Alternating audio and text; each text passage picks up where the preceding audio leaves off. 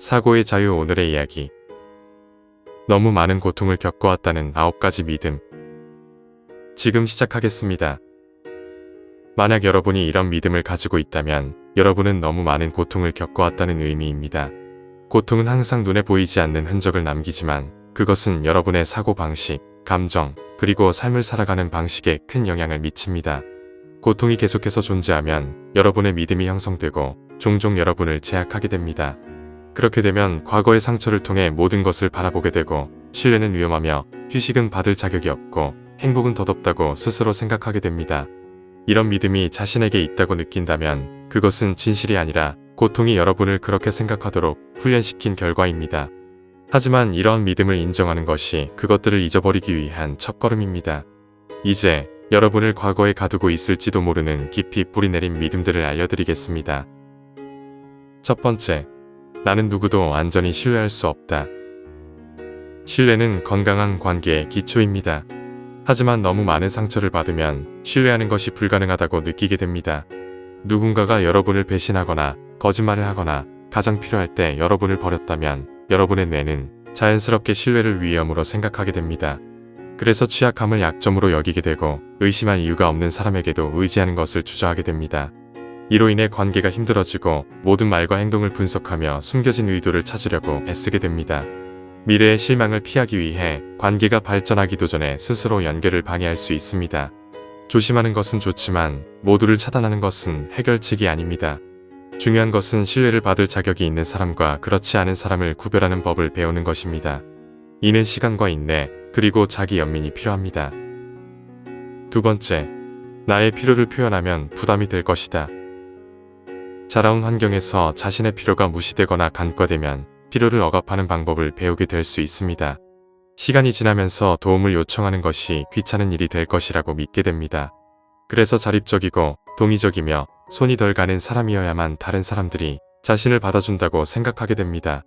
이런 믿음은 지나치게 베풀고 감정을 억압하는 패턴을 만들어냅니다.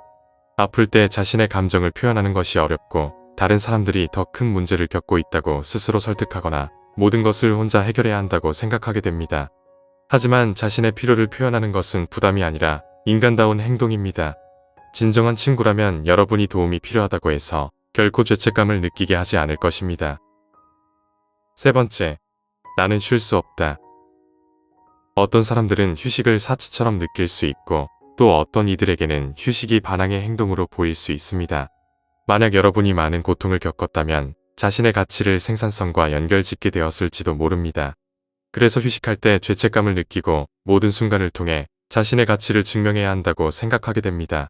이로 인해 신체적으로나 정서적으로 힘들어지게 됩니다. 여러분은 느리게 가는 것이 게으르거나 이기적이라고 믿으며 스스로를 극한까지 밀어붙입니다. 하지만 휴식은 보상이 아니라 꼭 필요한 것입니다. 여러분은 존재할 권리를 얻기 위해 노력할 필요가 없다는 것을 알아야 합니다. 아무것도 하지 않는 순간에도 여러분은 소중한 존재입니다. 네 번째, 나의 가치는 내가 다른 사람을 위해 할 수 있는 것에 달려있다. 많은 고통을 겪은 사람들은 자신이 충분하지 않다는 두려움을 가지게 됩니다. 그래서 사랑받거나 받아들여지기 위해 항상 다른 사람을 도와주고 자신의 유용성을 증명해야 한다고 믿게 됩니다. 이런 믿음은 어린 시절의 사랑이 조건적이었던 경험에서 시작됩니다. 성과를 이룰 때만 칭찬받고 다른 사람을 기쁘게 할 때만 사랑을 받았던 경우가 많습니다. 그 결과 자신을 희생하는 것과 자기 가치를 동일시하게 됩니다. 하지만 사랑과 가치는 거래가 되어서는 안 됩니다. 여러분은 자신이 제공하는 것뿐만 아니라 단순히 존재하는 것만으로도 소중히 여겨지는 관계를 누릴 자격이 있습니다. 다섯 번째, 나는 실수를 할 여유가 없다. 실패가 처벌이나 굴욕 또는 버림받음으로 이어진 경험이 있다면 실수에 대한 두려움이 커질 수 있습니다. 그래서 작은 실수조차 피하려고 모든 것을 과도하게 생각하게 되고 사소한 실수도 거절이나 수치로 이어질 것이라고 믿게 됩니다. 이로 인해 성장에 큰 제약이 생깁니다. 위험을 감수하기보다는 안전한 길을 선택하고 새로운 기회를 탐색하기보다는 익숙한 영역에 머물게 됩니다. 실수를 하면 어떤 일이 생길지 두려워하게 되죠. 하지만 실수는 무능력의 증거가 아니라 배우고 발전하며 인간임을 증명하는 것입니다. 진정으로 실패하는 유일한 방법은 두려움이 여러분의 시도를 막는 것입니다. 여섯 번째, 경계를 허물면 상처받는다. 고통은 우리에게 스스로를 보호하도록 가르칩니다. 많은 고통을 겪었다면 미래의 상처를 피하기 위해 마음을 보호하는 벽을 쌓았을지도 모릅니다. 감정적으로 거리를 두는 것이 유일한 방법이라고 믿게 됩니다. 하지만 경계는 중요하더라도 완전히 감정적으로 고립되는 것은 외로움을 더욱 깊게 만듭니다. 모든 사람이 여러분을 상처 주는 것은 아닙니다. 경계를 허무는 것은 해를 입히는 것이 아니라 깊고 의미 있는 연결을 경험할 기회를 주는 것입니다. 조금씩 자신의 속도에 맞춰 올바른 사람들을 받아들이고 그동안 부족했던 안전과 신뢰를 만들어갈 수 있습니다. 7번째, 행복은 일시적이다. 많은 상실이나 실망, 상처를 경험하면 행복이 함정처럼 느껴질 수 있습니다. 여러 번 실망하면서 기쁨을 온전히 받아들이기 어려워지고 다음에 올 불행에 항상 경계하게 됩니다. 이런 믿음은 현재 순간의 아름다움을 빼앗아갑니다. 상황이 좋을 때조차도 불행을 대비하느라 즐기기 힘들어집니다. 하지만 사실 행복은 항상 더섭지 않습니다. 고통이 여러분에게 행복이 더덥다고 믿도록 훈련시킨 것일 뿐입니다. 작은 순간에서도 기쁨을 찾아내는 법을 배우면 두려움의 순환을 깨고 평화와 웃음, 가벼움의 공간을 열 수 있습니다. 8번째, 나는 항상 통제해야 한다. 삶이 예측할 수 없거나 고통스러운 경험이 있다면 통제는 안전을 유지하는 유일한 방법처럼 느껴질 수 있습니다. 배신이나 상실, 예기치 않은 고난으로 충격을 받았다면 불확실성이 위협으로 느껴질 수 있습니다.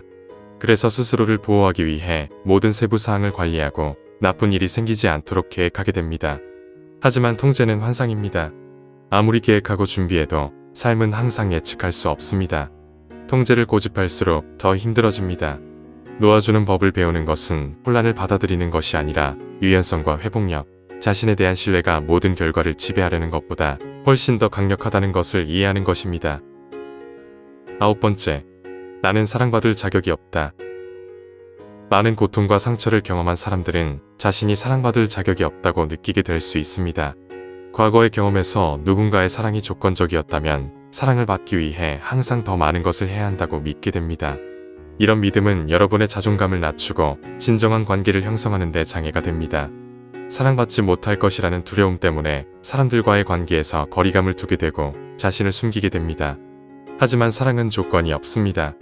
여러분은 있는 그대로의 모습으로 사랑받을 자격이 있습니다. 진정한 사랑은 여러분의 가치와 상관없이 주어지는 것이며 여러분이 어떤 모습이든 소중한 존재라는 것을 기억해야 합니다. 자신의 감정과 필요를 표현하는 것은 사랑받기 위한 첫걸음입니다. 여러분은 사랑을 받을 자격이 있는 사람이며 그 사랑은 여러분이 누구인지와 관계없이 존재합니다. 이러한 믿음은 진리가 아닙니다. 과거의 상처에서 비롯된 것일 뿐입니다. 고통의 순간에 형성되었지만 그것들이 여러분을 영원히 정의할 필요는 없습니다. 그러니 이 믿음의 의문을 제기하고 도전하세요. 여러분은 여러분의 트라우마가 아닙니다. 여러분은 과거가 아닙니다. 여러분은 견뎌내고 살아남았으며 여전히 서 있는 사람입니다. 이는 여러분이 치유하고 성장할 수 있는 힘이 있음을 의미합니다. 오늘 이야기는 여기까지입니다. 영상이 마음에 드셨다면 좋아요와 구독 부탁드립니다. 끝까지 시청해주셔서 감사합니다.